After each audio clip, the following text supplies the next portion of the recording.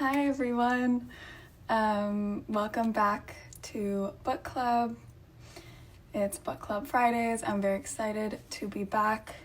And we're just coming off of Pride Month. You know, amongst everything else that's going on in the world, we're still celebrating Pride Month. And in light of that, I wanted to bring on my friend who's a writer, activist, photographer, Tillett Wright, the one and only, who wrote a beautiful memoir in 2016 called Darling Days, which I had the honor of reading for the first time this week. I think I was calling Io like every day, just being like, I'm crying again, I'm still crying, can't stop crying. I just stopped crying for this, so for those of you who haven't read it, it is so beautiful and I really, really, really recommend it. You know, and like many books written by queer writers, what Io was explaining to me is that, you know, they get labeled as LGBTQ plus books and kind of just pushed into that section of a bookstore, for example, when, you know, really there's so much more to these stories. You know, especially Darling Days, it's a human story, it's a New York story, and it's just kind of about growing up and out of the life that you're born into, just like Io did. So before I bring Io on, I just kind of want to give a brief description of the book and kind of gush about him without him here getting embarrassed. So Darling Days was actually Io's first book, and it kind of dissects the culture and identity of New York City, while also exploring the instincts that shape us as kids and teenagers and sons and daughters, and just as outsiders in general. And it also dives into how the norms and expectations of society can kind of hold us back, which Io definitely did not let that happen to him, and I think it's very important and inspirational to read this book if you've ever felt like an outsider, which I know most of us have. So, you know, it's one thing to have a great story and an important story like Io has, but it's another thing to have the voice to tell it.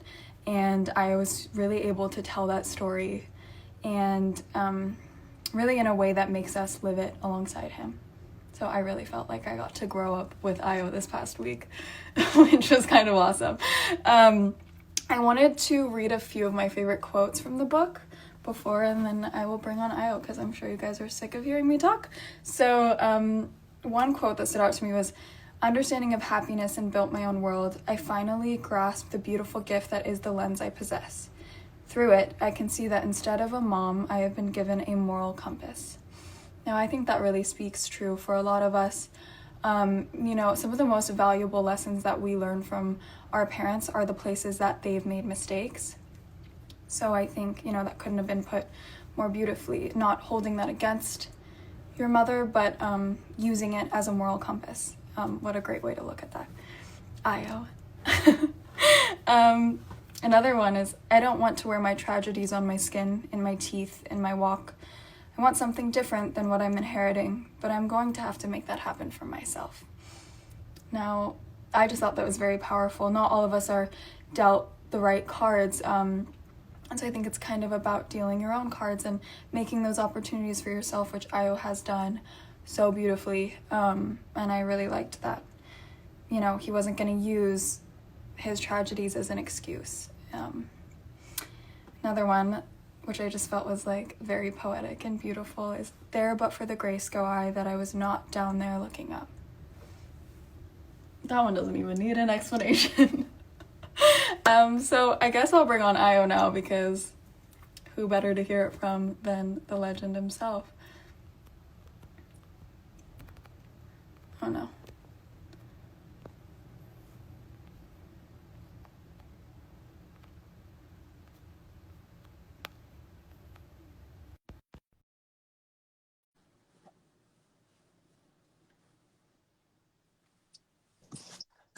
Hi!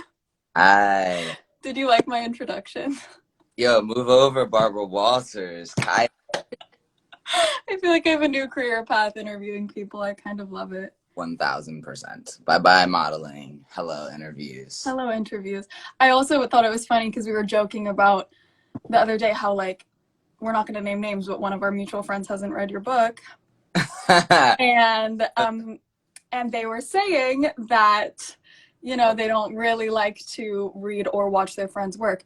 I'm the complete opposite. Like, if I meet someone, I will go all the way back to your like fifth grade book report and read it. So I was so happy when I found that there was like a massive book about everything in your life that I could read.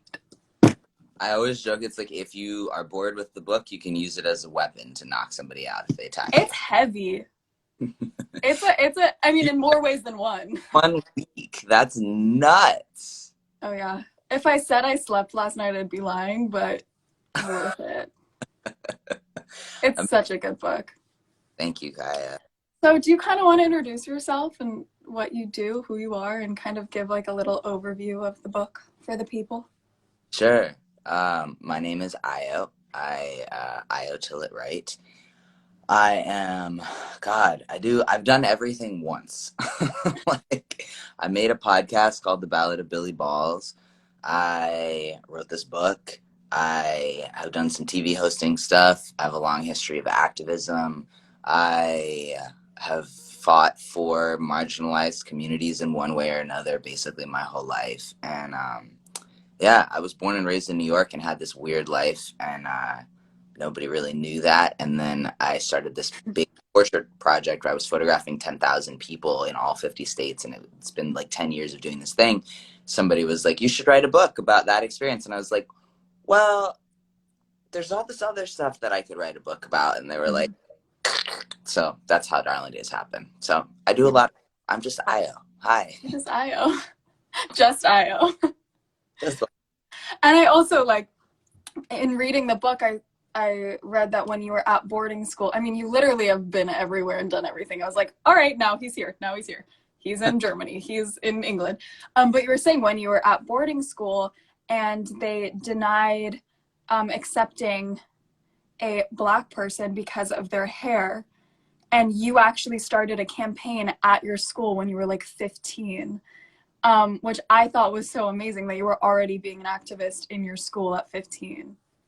It was such bullshit. It was such Right. like, this kid came to visit so first of all, like, for those who haven't read the book, the school was like 50, I think 55 kids or 57 kids the first year, and from 26 different countries, and all in this like beautiful white house on a hill in the middle of sheep fields in the middle of nowhere in England. So like nothing on nothing on nothing on nothing.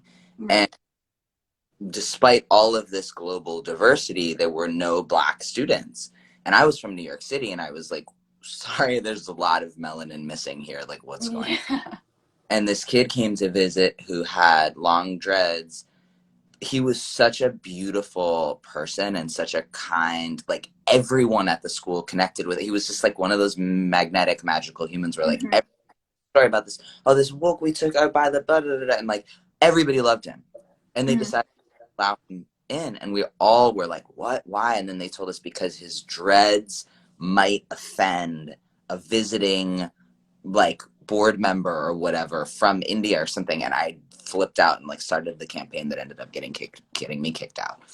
Which is also crazy that campaign got you kicked out. But like, I mean, the fact that you do so much amazing work now, you're a huge part of like what inspired me to get involved. But the fact that you were doing that at 15 years old is like way more than most of us can say. So props to you for that.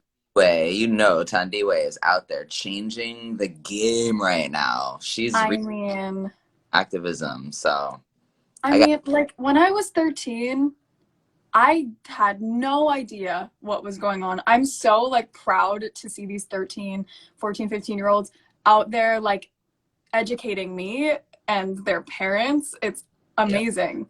Yep. You were ahead of the game, is what I'm going to say. So I kind of wrote out some questions for you because I'm a professional interviewer now. Yeah. So I wanted to just, Kaia Walters. So I think writing a memoir is like a very brave thing to do, especially because you're so young, but you've also lived so many lives. So what made you choose writing as a way to tell your story? And was it kind of difficult to dig up some of those more painful memories from your past?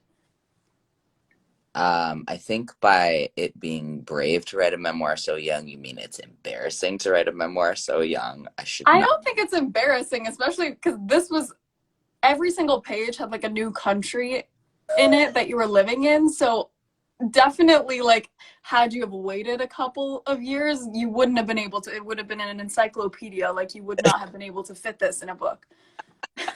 It's true. It's true. It would have been too long. It would have been, or it's already too long.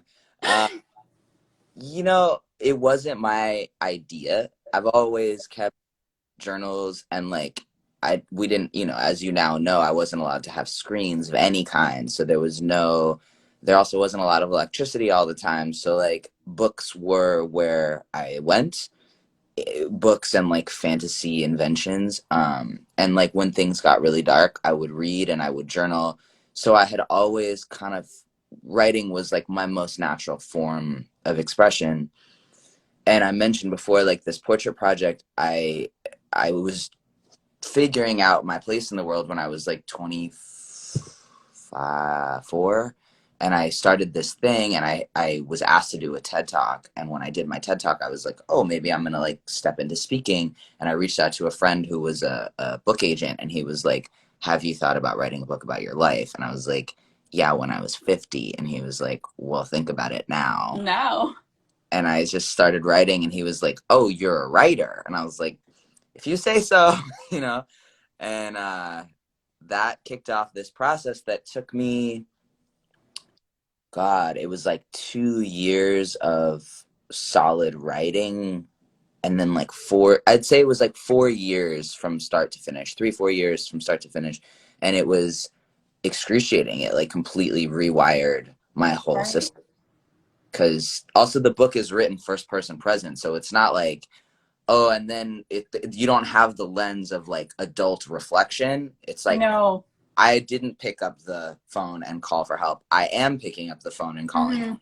which means you have to like walk back through all of your crazy traumas, which, Yeah, relive it. I mean, it's cheap therapy. Torture. I got paid to go to therapy for 3 years basically, but no, it was good. It was like honestly, like that kind of trauma and that kind of history, if you don't excavate it and you don't Mm-hmm. deal with it and you don't address the hardwiring that you have from growing up with addicts or growing up with mental illness and poverty and like all of these things, it'll run you for the rest of your life. Right. So You can't bury it successfully. no, no. And we see people all over, all the time trying to bury it and trying to Mm-hmm. pretend it doesn't need to be dealt with, or trying to drink it away or work it away or achieve it. Mm-hmm. Doesn't work. No. No. And you, as you were saying, like, you write these stories in such detail that, reading it, you also feel like you're living it alongside you. And it kind of invites the readers to walk through your childhood with you. So you were saying you kept a journal. So did you just write everything, from when you were a child on, so that you could kind of go back to and refer to when writing this book? Because everything's like you recall it so well. Well, the other thing that I had was that my mom was a really obsessive photographer. So she Mm-hmm. took thousands. I think she had 2,000, 3,000 photos that I scanned. So I like went to her crazy house. She still lives in the same place on 3rd Street where I grew Oh, up. wow. And I went to her house and was like, Ma, I'm taking your photo collection and I'm going to scan it, which to this day she wants to have me like skinned and hanged for taking her photo collection out of her house. But I took all of her photos and scanned them all. And like, the richness of detail in a photograph just like can't be topped. So I had all these like references for what people looked like and what places Mm-hmm. like, and I could draw from that. So that was also really intense because like when I started writing the book, I hadn't come out as trans, and Mm-hmm. so people like I was confused and like didn't really. I just like knew I didn't fit in and didn't know what was going on, and then I was like scanning all these photos and found this like photo of myself at 2 years old, like flexing at the pool, and like You're like, huh. influenced and corrupted by society, and he seemed going on. So Yeah.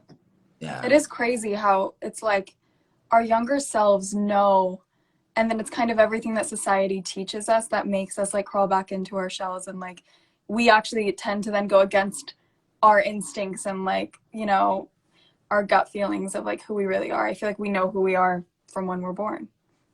Yeah, and it gets beaten out of us by expectation and bullying and societal whatever the fuck. It's cool, honestly. Like your generation and kids younger than you, like I see there's like a new kind of, I don't know, people have like less tolerance for bullshit and less tolerance for societal garbage. There's like so much Yeah.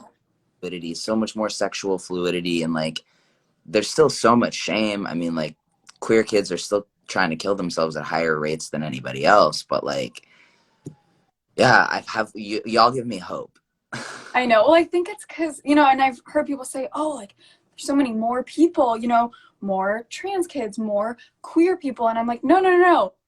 We've always been here. It's just the Yeah, fact that now people feel comfortable enough to speak about it and to come out. And I think that's such a beautiful thing, is that the internet has given everyone a platform where you can find people and you don't feel like you're the only person within your community who feels this way. And like, yeah. that's one of the biggest positives of social media, I think, is like, you can't be ignorant anymore to what's going on in the world. I even hear my parents, using the right pronouns, and it makes me so proud that I'm like, wow, you guys really have invested time into this. It's amazing that, I think generationally it's been getting even more and more open and accepting, and I've just loved that. Sounds like New York here right now with all these I sirens. know, it's a triggering sound, I'm sure. But did you ever consider fictionalizing your story? Like, I feel like a lot of writers do that to sort of separate themselves from the reality of it. Um, I think I have learned in my many iterations of careers and like things that I've explored that vulnerability is a superpower. And like, if I can't find the strength to stand in my own shoes and tell my own story, then how can I tell anyone else that they should? You Right. know? And like the idea of it being brave to be open about being trans, or it being brave to be open about being queer or having come from nothing or whatever, it's like I'm always kind of like I reject that, because Hmm. it's like the implication is that there's something wrong there, or that there's something. Right. Not normal, or, Yeah, but what and is normal? there it There isn't. there is There no. shouldn't be. So no, it was, of course it's a question in the beginning, and there's also the question of like other people's privacy and like Right. so I went to my parents and I was like, look, this thing is on the table and I don't want to do this without your permission or your blessing. And I decided my strategy was to air my own dirty laundry in the same way that I aired anybody else's, so that it was a fair and equal vulnerability. Okay. But yeah, nah, I've always felt that like my job in the world and my purpose here is to be honest and to be transparent, so that like if I make mistakes, I own them. Like I don't really jive with cancel culture, because Mm-mm. I feel like it's so based in shaming and so based in like just anti-growth, which is I think Yeah, it anti-human. doesn't allow people to admit their wrongdoings and grow from it. I think that's, Yeah. yeah, I agree. Especially if like somebody like you who's had a camera on them since they were a child, like how is there supposed to be any space for mistakes and growing? I believe in nurture. So I believe that like if I make a mistake and I fuck something up, then like let's talk about it and let's Right. move through it and grow past it and move on. So if I've done something in my past, I've done all kinds of shit in my past. I sold shit on people. I like, I got arrested for stealing clothes and food because I was starving. Like sue me, like like Hmm. happened. And I don't I don't believe in deading people for making mistakes. I think we should all. No, So. completely. I especially think like generationally through your parents. Like, I think a lot of the younger generations are very quick to shut down people who just don't get it, or you're like, you don't understand, I'm not going to explain it. But it's like, we have to allow for that open conversation in order to, you know, widen everyone's horizons and reach a point in the world where people are understood and accepted. Because if we're so quick to shut people down, then that doesn't allow for people to learn and grow. Yeah, and also like if I write a book about my life and I'm not willing to own that it's mine, then like what message is that sending to a kid who Right. Completely. Gotta own your shit.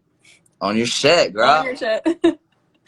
um, so I think that actually leads into like people talk about the idea of presenting yourself to the world one way, and then you see yourself a different way, or you act a different way in private. And you even said your mom had a night personality and a day personality. Do you think everyone to some degree kind of experiences that sort of multiple versions of themselves? And how do you think that the way society kind of expects people to be changes the way that we present ourselves to the world? I'm sorry, I'm distracted by envisioning your future career as a intellectuals. That question is so good. Thank you. Yes, I think that what we are all striving for as humans, like the human condition, is like us trying to meld the version of ourselves that we see with the version that is in the mirror when we look in it, and like trying to make our intentions match up to our act, trying to be trying to verbalize what we feel. And even like, I lived as a boy from 6 to 14, so 8 years, and I still didn't know that I was trans. Like I still Right. buried so deep, I still was like, this is not my reality. I don't want this. No, I'm a queer girl, or I'm a gay girl, or whatever. And it just, no matter how wrong it felt, no matter how off it was, Mm-hmm. I denied it and stuffed it and buried it. So even finding the self, like there's like, I feel like there's this notion that like we have our night self that we hide and our day self that we show. But the truth is, the night self we sometimes hide from ourselves, Exactly. often hide from ourselves, because we're told, even from like within our own households, our parents, our siblings, our family, our friends, that like the night self is shameful.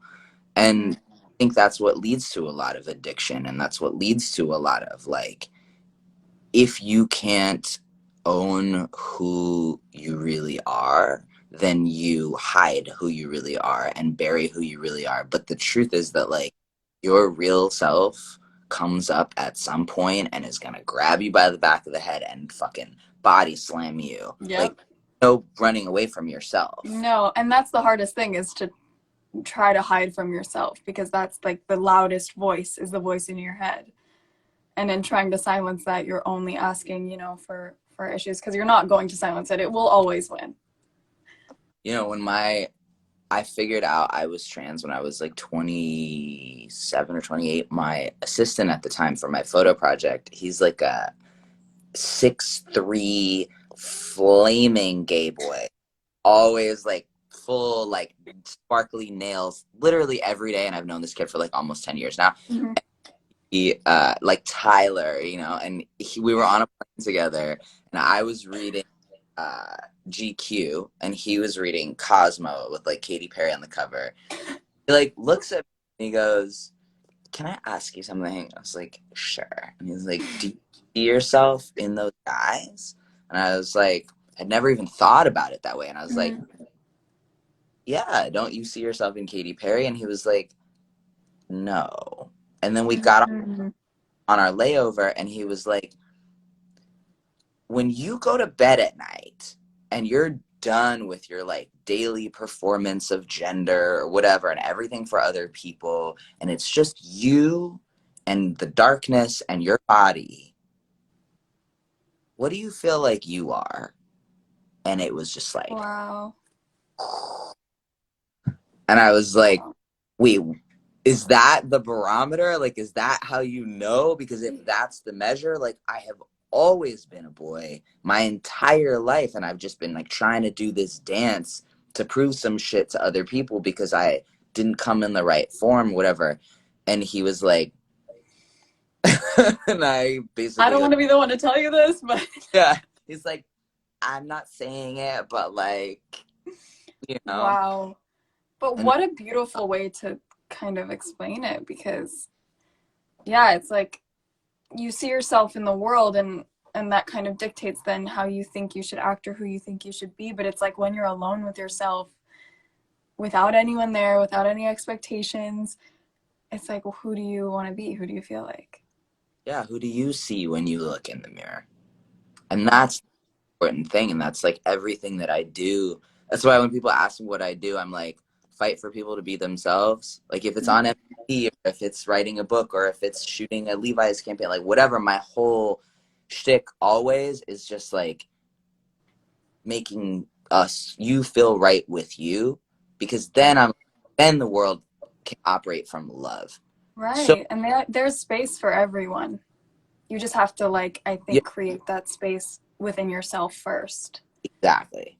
And if you find it within you and you get right with you, then you will magnetize people who love you for you. And then everything starts to kind of click and fall into place. Suddenly you're happy. Suddenly you're having a good time. Suddenly you like life. And then you like start doing work for other people. You can start getting involved in activism. You can start like Mm-hmm. creating love in the world. Because you want to inspire people to have that same positive experience, as you did, and maybe a bit sooner than you did. That would be nice.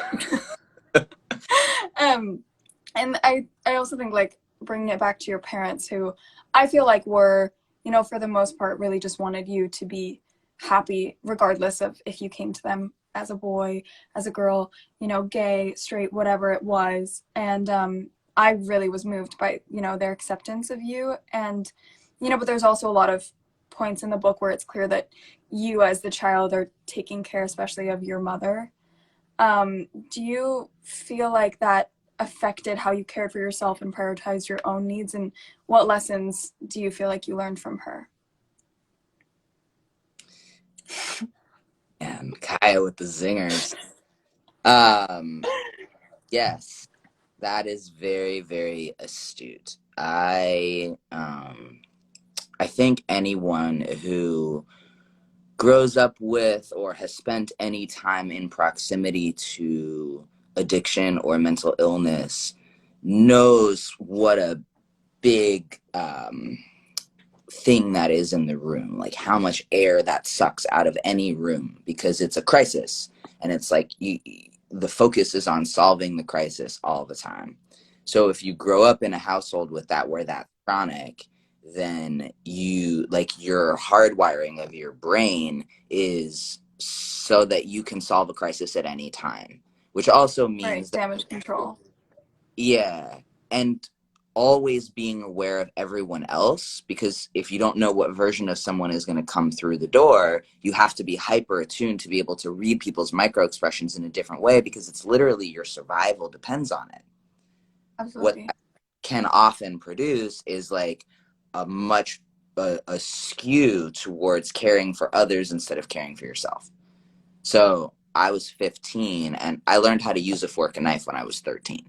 Like, I was a wolf child before that. I would just like stab shit. I would sit like I was in jail with my arm around my plate, and I would sit and like in my face. I was like, and I didn't know what deodorant was. Like, literally, my first girlfriend when I was 15 was like, I love that story so much. like, we need to talk about this, because I know, and even into my 20s, and like as I was getting closer to 30, I was like, what do I even like? Like, I don't know what my taste is. I don't know what Mm, I want to wear. I don't know what food I like, because I was so consumed with making sure that this person was not going off the rails, or wasn't dead, or wasn't, hurting herself or whatever. So yeah, I mean, I think growing up with addiction and mental illness like really designs your brain in a certain way, and you have to undo it if you want to have a different kind of life where you like totally. To have gain found that trust and that, feeling safe again, I think that's like some of the biggest things that you literally do have to rewire your brain so that isn't carried into like every relationship that you have after that, even with friends, with everyone. that is so it, because that's exactly where it really kicks you in the proverbial nuts, is like in your relationships with other people, because you find yourself unable to love and really accept love. At least in my experience, I was like, what the fuck is going on? Like, why can't I Right. figure out how to like be really good to people and accept love without like spinning and paranoia and worrying about Right. Or like if I'm not actively trying to save this person, why do they really love me? Do they really need me? exactly. Right. Exactly. And then, oh my God, like now I'm in a relationship with a person who is like a completely self-possessed. Oh yeah. You've met her, you know, she needs no help doing anything. As a Mm-mm. matter of fact, she's like, get out of my face. Like, leave me Yeah. busy. And that, like, not to have to carry somebody, that is a gift. Huge gift. And I think once you can accept that, you know, you're only there because you love each other. That's what real love is that you choose to be there. You don't need each other, but you love each other and you want to be there for each other. Like, I think that's the goal. Kaia Gerber, 18 going on 30. You're a remarkable human being. Aww.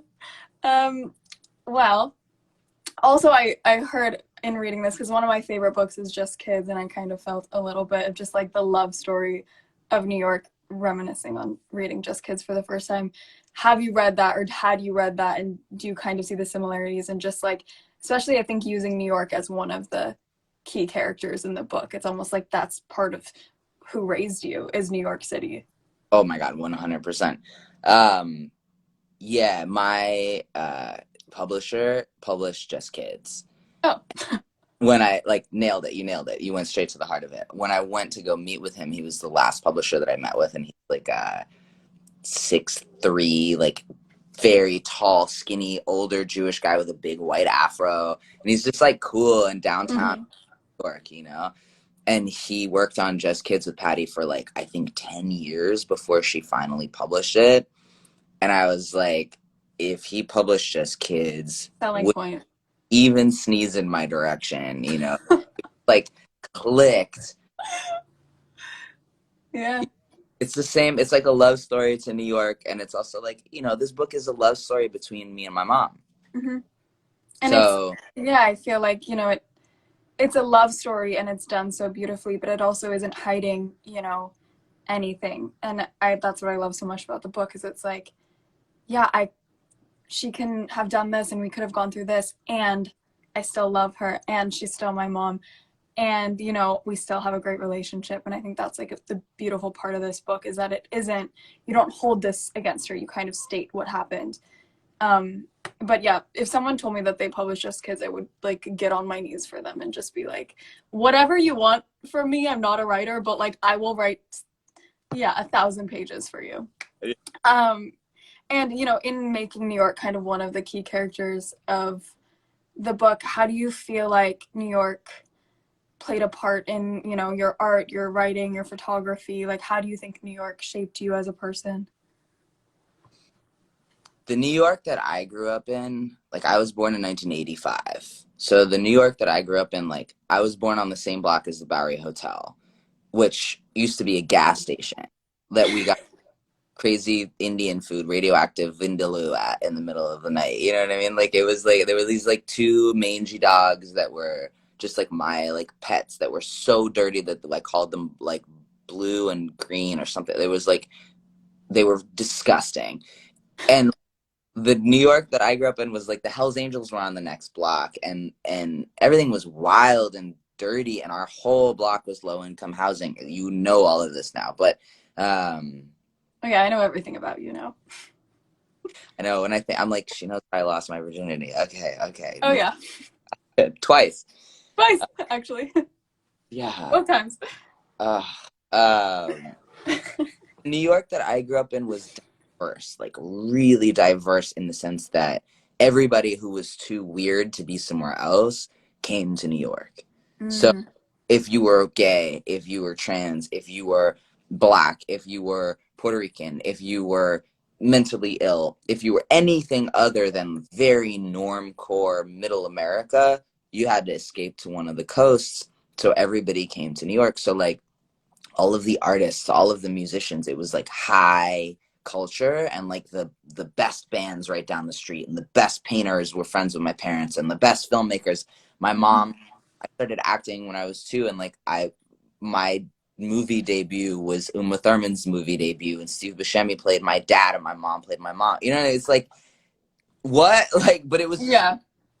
but at the same time, there was all this poverty and mental illness. So it, you know, going to public school, we share an affinity for public schools, but like going to public school in New York in the 90s was wild. So it just gives you a worldview around what's out there, like what's normal, that most places don't. They don't expose you to that much difference. So there was like no chance for me to grow up to be a bigot because my the world around me didn't look like me.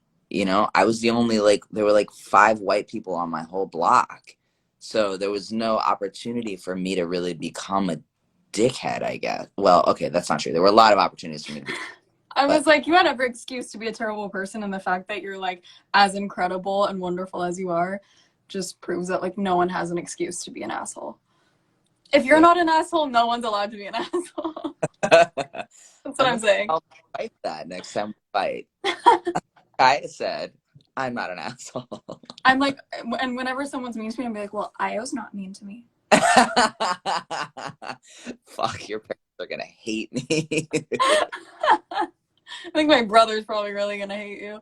Ugh. Uh, no, but I honestly like reading this book was so, it just, I had no idea. Like, I can't believe, and I know we kind of just started to get to know each other, but the fact that I had no idea that any of this, you know, like you don't use this, your story kind of as an armor or an advantage or anything. It's just kind of like made you who you are, but it's also never been an excuse for you. And I think the fact that like people can know you and not know, you know, this has happened to you and everything that you've been through and the places that you've lived and everything with your parents, like I think that's such an incredible thing that you can show your friends if they want to read it. That, you know, like this is a huge part of me, but it's also not, you know, who you are. It's just part of what makes you who you are. Yeah, that's always been really important to me to like, I think also because my mom went through such a big trauma, like the Mm-hmm. podcast, it is about the murder of the love of her life and investigating this murder, because when I was growing up, it was the ghost in the house was this guy, Billy, who was her love of her life, who was Right. shot by the police 3 years before I was born. So it was like I grew up with this like really deep understanding of how unresolved shit can deeply affect not only the people around you, but like your legacy, your lineage, your children. And Yeah. I didn't want to do that. I didn't want to. I also just like really value kindness. I think Mm-hmm. probably like number one, if you ask me what I value in people, it's like if you're not kind, we can't hang, you know? Mm-hmm. Really have any interest in hanging if you're not kind, which is, you know, ties into what we were saying earlier about cancel culture. It's like I believe in nurture, and Mm-hmm. I've found that if you use your suffering to separate yourself from other people, my pain is worse than yours, my experiences were worse than yours, all it does is really isolate you, and like our friend Future says, it makes an island of you. And Mm-hmm. I find that honestly, to like, it costs me the most to separate. Right. To isolate yourself. Yeah, so I find it just like a much more fun, fulfilling way to live, to find commonalities with people than differences. Totally. Shout out Future, by the way. We love Yeah, Future. holler, sure. I Or love Future. hang out with people 2 days in a row, and they're just like, I never want to see anyone ever again. They're leading a revolution right now. They're a little busy. Yeah, yeah, I saw that they were on here though, and I was like, wow. yeah. To Are take they? time out of saving the world to Oh, listen to our book club is amazing.